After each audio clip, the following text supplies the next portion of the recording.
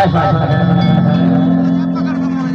एक मिनट अब कहेगा आज तय कहाँ ले जाना है वो? मैं हम नाचा पर रखूंगा। नाचा देखे बन जाते हैं। हाँ तो सुनना कहे महुआ नाचा देखे बन जाते हैं। तो ये कहा तुम जाना चाहता का कहा तुम जाना चाहता सुन तो सुना सोचत रहे कि नाचा देखे बर तो जाबो है कि नहीं।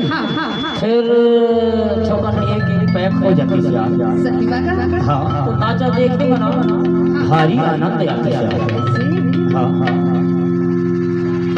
अरे महुआ के पानी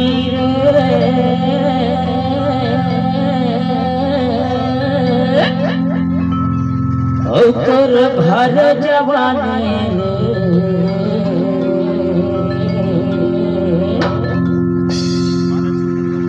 लाले लालैया ले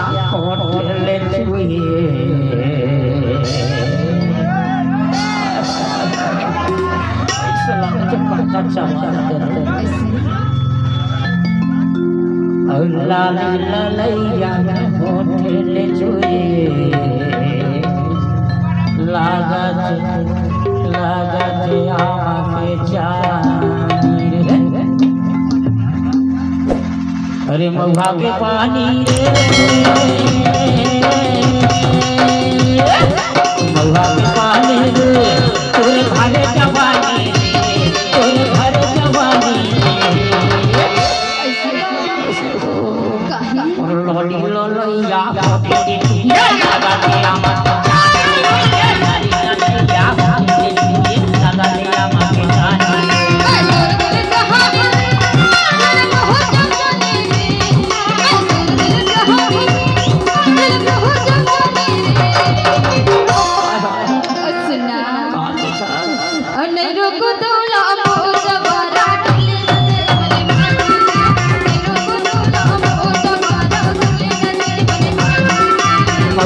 पानी रे महुआ के पानी रे तोरे घरे जवानी रे तोरे घरे जवानी रे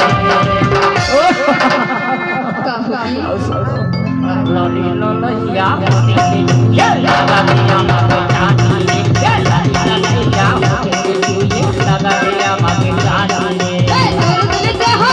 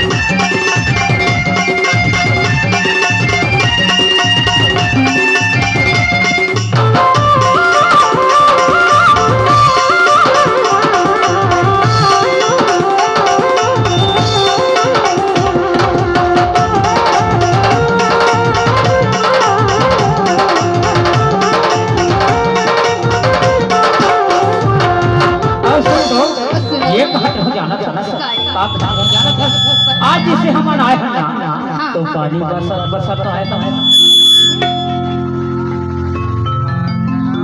हेलो तो थोड़ा सा इधर से बढ़ा कर थोड़ा तो जाना था साहब के अरे बरसात पानी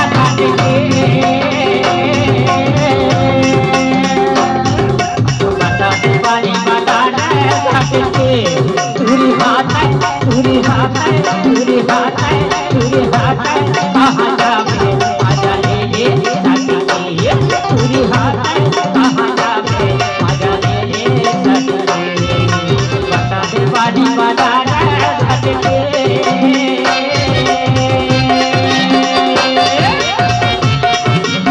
बता दे पानी बता दे सटके पूरी बात है कहाँ जावे आजा ले ले सटके पूरी बात है कहाँ जावे